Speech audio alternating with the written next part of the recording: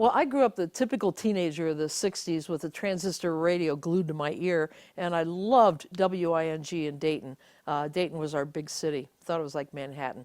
And I loved listening to the radio all the time and loved the disc jockeys. I knew who was on when and all that good stuff. And one day I was reading a teen magazine in study hall, you know, in my geography book, so you couldn't see the magazine, and it was a big book, and I saw a picture of a disc jockey from Cleveland, Ohio, who I'd never heard before because you didn't have the internet, Jim Stagg, interviewing Ringo Starr. And here he was with a microphone in Ringo's face, and they're both having a serious talk, and I thought, if I got to be a disc jockey, I could hang out with the Beatles. You know, I never had an interest in chasing them down the street and screaming and grabbing their hair and all. You know, I just wanted to hang out with them. And if I got to be a DJ, and that's really what started it. And years later, I got to meet Jim Stagg on many occasions, and now I'm close to his family. They're really lovely people. They've been to my home, and it's gone full circle. And they actually gave me for Christmas one year a picture of Jim interviewing all four Beatles on the 1966 American tour. That's how I got the idea. Well, I went to Elmhurst College for several reasons. One of them is when I was touring when I was a high school kid, they had this beautiful radio station on campus. I mean, beautiful. It wasn't like egg cartons on the wall for soundproofing. It looked like a real radio station. And I knew then I wanted to be a disc jockey, but I didn't tell anybody because I was afraid they'd laugh me out of the room because there were no women disc jockeys.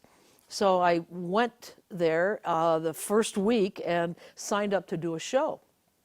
And I wanted to do a rock show, but they said, girls can't do rock shows. And I go, why? Well, no, we're going to put you on with a mood music show. So that's where I started doing the Living Strings play Lennon and McCartney. So I turned it into a real campy thing and would read poetry and sounded kind of like a beatnik. And it caught on, so eventually they had to give me a rock show. Back when I was a kid, you didn't buy albums, but I bought a ton of singles. I mean, singles were really the thing. And even before I had any money to spend, I would be conning my aunts into buying me Coaster singles because I really loved the Coasters and all that early R&B stuff in the 50s and early 60s. So once I started babysitting and I had some disposable income, I would go to Gettner's Music, and they had a turntable there where you could listen to it, and I'd want to hear the B-side too because I was a nerd. And then I would go to Murphy's Dime Store and buy it there because it was cheaper, but you couldn't audition at first. But I would be listening to WING in Dayton and hear the latest R&B songs. I was hearing Irma Thomas, Carla Thomas, Rufus Thomas, all the Thomases, early Motown, Little Richard, Chuck Berry, Etta James, all that great stuff. And I would, as you know, 3 hours of babysitting, I could buy a single. So I bought a ton of singles. And back then, too, we'd take them to slumber parties. So you'd have to have your name on it so you could, you know, get it at the end of the evening. But I got a cosmetic case and ripped out the innards, you know, where you, little trays where you put all your cosmetics, whatever. Pulled it out, and it fit 45 RPM 7-inch singles perfectly. I still have that case, chock full of old soul singles I bought when I was in junior high and high school. Well, that's a tough one. I would say rock and roll album. It have to be Revolver for me by the Beatles because it's so diverse. There are so many different types of music, and their experimentation just exploded in 1966. But probably my #1 favorite album, the one I play most at home, is Fauré's Requiem. Now that's a mass for the dead, and it's not the least bit depressing. It's just one of the most beautiful pieces of music. I got to sing it years ago in the choir I was in, and it's transcendent. I highly recommend it. It's very peaceful and just beautiful. Fauré's Requiem, that's F-A-U-R-E, and then Requiem. John Rutter recording is actually the best. I don't even know what the first concert I went to was because I didn't get to go to many. They were all in Dayton or Cincinnati, and that was too far to go, and I didn't have a car, and my mom said no.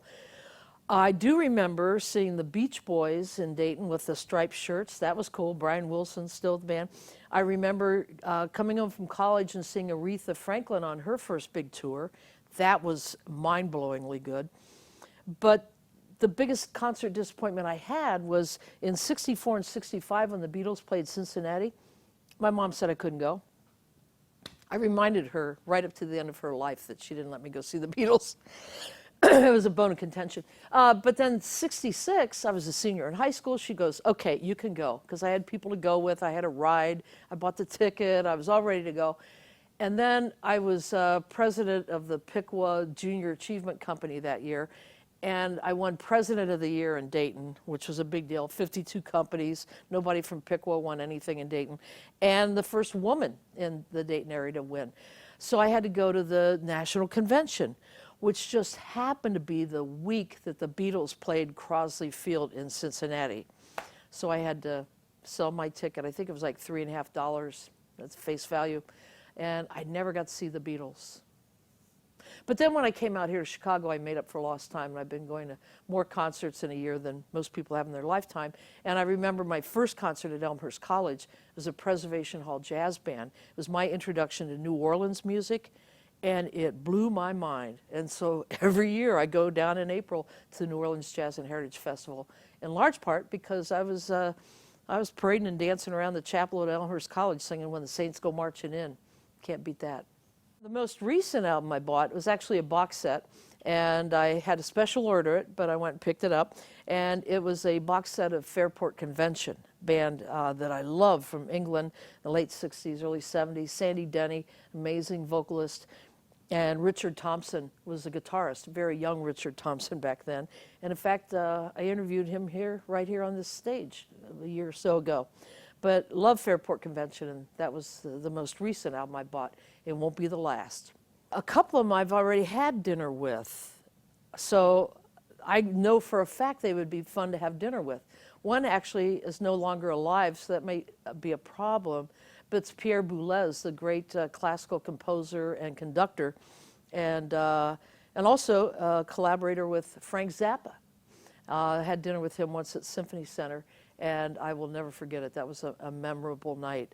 Who else I'd like to have dinner with is, well, McCoy Tyner, who I had dinner with, jazz artist, great guy, played piano for John Coltrane and then has had a successful solo career. There was one time he had his agent call me and say, Mr. Tyner would like to have dinner with you when he's in town, and I went, great, because he was a frequent guest of Jazz Transfusion back when I was doing that show, and we got to be pals, you know.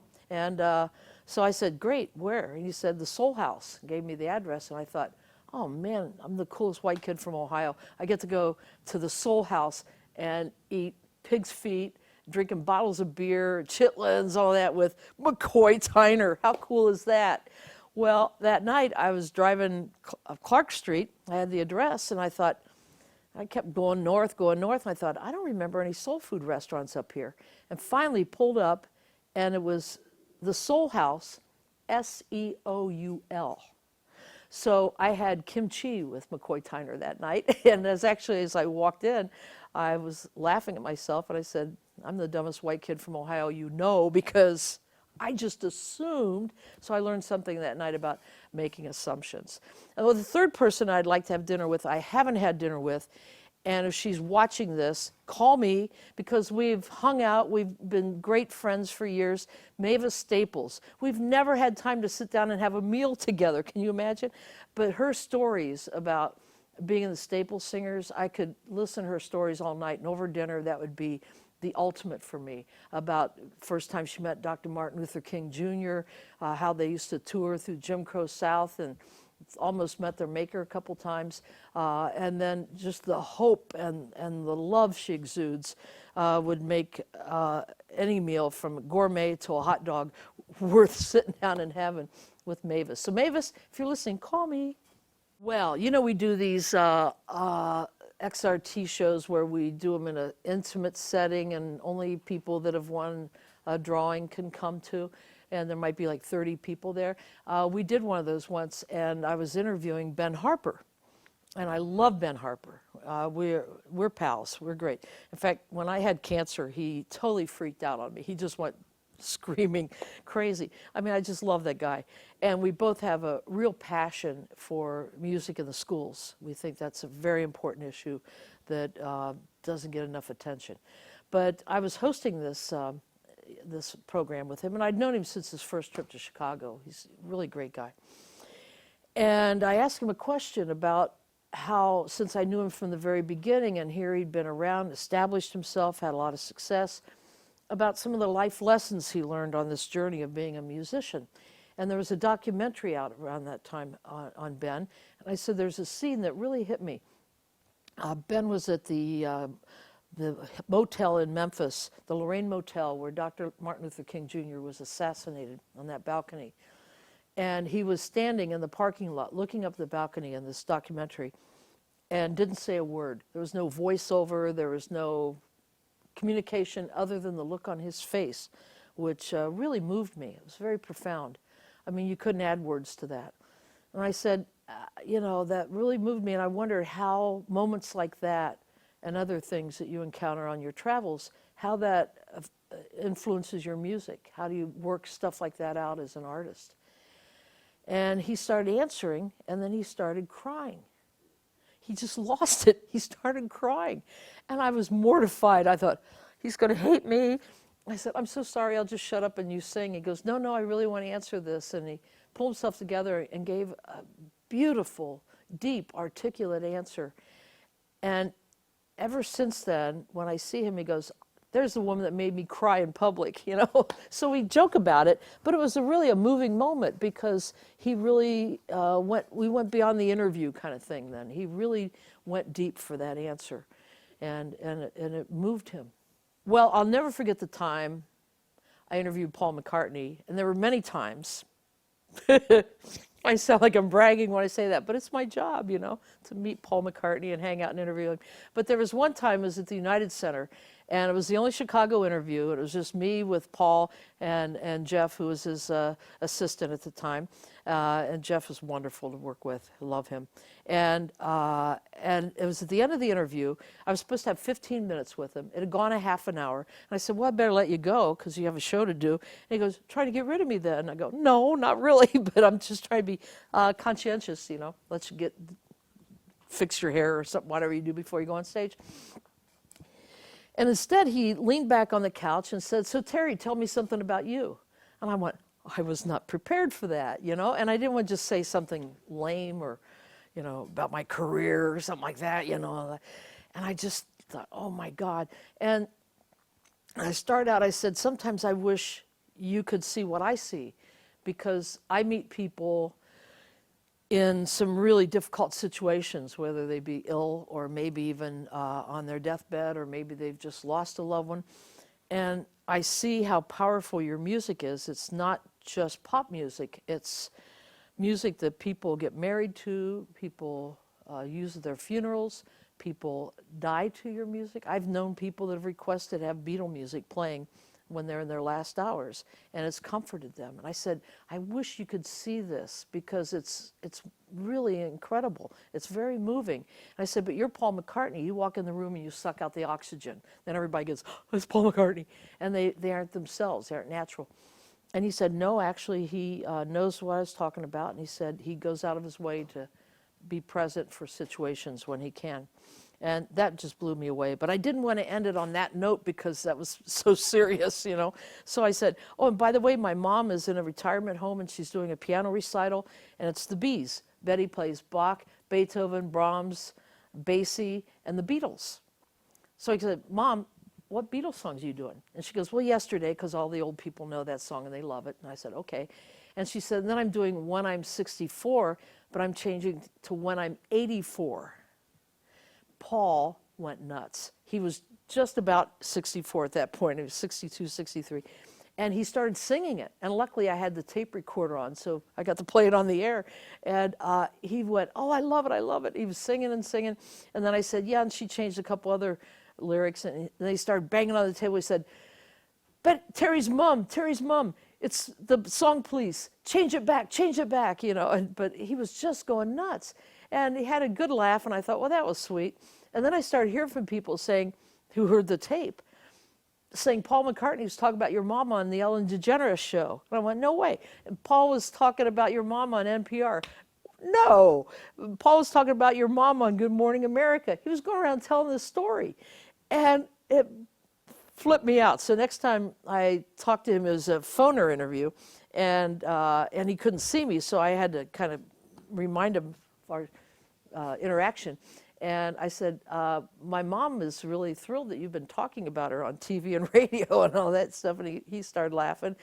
And I said, I talked to her about, well, he said, oh, I'm actually thinking of working that into my next set, or my next tour, which unfortunately he didn't do. But there's still time, Paul. You're not 84 yet. But anyway, he said that he loved it and he might end up doing it. I said, well, I heard you say that, so I talked to my mom, and she said, go ahead. You don't have to call any lawyers. You have her permission. And he went, thank you, Terry's mom. Thank you. So my mother was always thrilled at that whole exchange. And when she finally did do the concert, the recital there, she, introducing the song, said, oh, my daughter Terri and Paul were talking about, you know, just like my daughter and Paul talk all the time, right?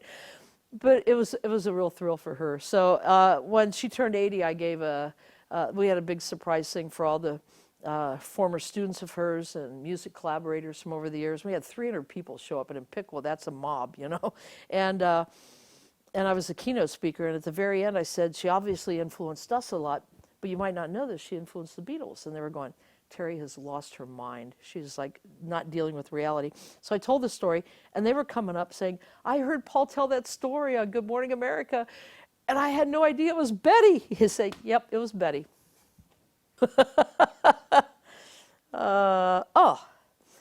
I think the favorite thing for me is when I'm in a position where I'm teaching, and I got that from my mom. She was a music teacher. I love nothing more than being in a room with people and using music to talk about everything from political activism to theology to just fun to history, whatever. Whether it's at Columbia College, where I teach the history of rock and soul, or it could be at the Symphony Center with the Chicago Symphony Orchestra, where for 17 years now I've been doing classic encounter.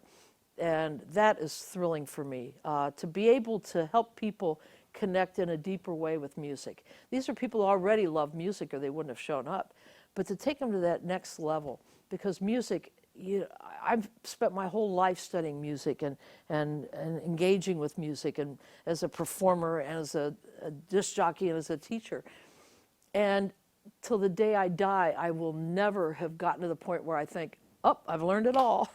There's always something else to learn.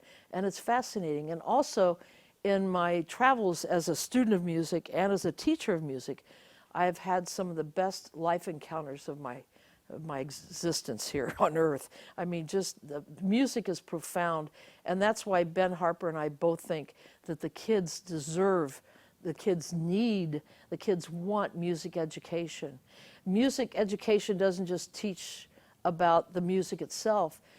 The act of studying it or the act of performing it with a group, you learn about yourself, you challenge yourself in ways that you don't get to do in your ordinary life, and you learn to bond with other people. It's really a team sport. It's really an amazing, amazing thing. They might not know I wanted to be a priest when I was a kid. Actually, I told people I wanted to be a nun, just because I didn't want to deal with the BS of the gender stuff. But, and they still, good thing I didn't wait, because here I am, you know, the twilight of my years, and they still haven't come around to realizing that women would make really good priests.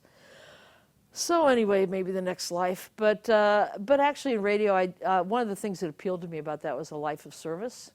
And actually, if you want and you're willing to do it, being on the radio can also be a side job of being of service. I was brought up by both my parents to think that if you can give back, if you can help, you get as much or if not more from that, and that's not why you do it, but you do get so much from it. And I've learned that's true. Those are the significant life moments for me. The intimacy of being with somebody when they're going through hard stuff, or letting them in when I'm going through hard stuff. Let me tell you a story I tell my students at the end of the semester. I'll clean it up. But anyway, I tell them a story about my first job in radio. Of course, I couldn't get a job on the air even after 4 years of college radio because I was told people didn't want to hear a woman on the air. So I was working behind the scenes. My first job, WGLD Oak Park, a great progressive station from the late 60s into the early 70s. My first job was answering the request line with my Bachelor of Arts degree in hand, and 4 years college radio experience. And finally, the next 2 years, I worked my way out of that walk-in closet and got to be the support staff for the program director. I ended up producing talk shows, doing production. I did everything, traffic and continuity when they were on vacation. I learned the ins and outs in the business of radio. So actually, that was a good experience. But one day, I was working late because I worked really hard for pitiful money. And but because I cared, and I was working, and my boss, who thought he was Elvis, he's kind of a weird guy, he came out of the office one day and was standing there just watching me. He was bored. He didn't have anything to do. I did. I was just like an octopus doing all this work. Finally, he said, "You think you're going to make it on the air, don't you?" And by then, I was doing some fill-ins on vacations and weekends and holidays and stuff like that. And I thought, yeah, I'm working my way up. This is the way you do it. You start at the bottom and you work your way up. And so I said, well, my goal is to be on the air, and I know there are no guarantees, but I hope I'm on the right track here, and maybe someday I'll have a full-time air job after I finish paying all these dues. And he said that forget about it because I didn't have what it takes. So I went home that night just sick because I'm just a kid 2 years out of college. This guy's the general manager of a Chicago station. He knows more about the business of radio than I do. And I just about gave up that night. But I thought, nah, I've gone this far. I'm going to keep trying. So what I tell my students is that man went on to be general manager of a station in Florence, Alabama. And I'm in the Broadcasting Hall of Fame and the radio exhibit at the Rock and Roll Hall of Fame. And forget the honors, it's just been an amazing life experience being on the radio all these years. And so anyway, I tell my students that, and I'll tell you that because you will encounter plenty of BS. And my mantra to them is don't let the BS get you down. And what you got to do is pick yourself up after something like that and just say, I'm not buying into that, and proceed with vigor. And that's the advice I would pass on, because you will encounter a lot of crap. You will encounter people that don't get it, that are insecure themselves and will try to talk you out of your dream. And you should just proceed as you dream. Now, sometimes you're not going to end up with a dream you thought you wanted to achieve. You're going to find something you like even more. But you don't know till you get out of the house, till you start working, till you start trying things, till you come under the influence of people that might mentor you and stuff. But it's that process, it's that journey that's so important. And just don't let the BS get you down.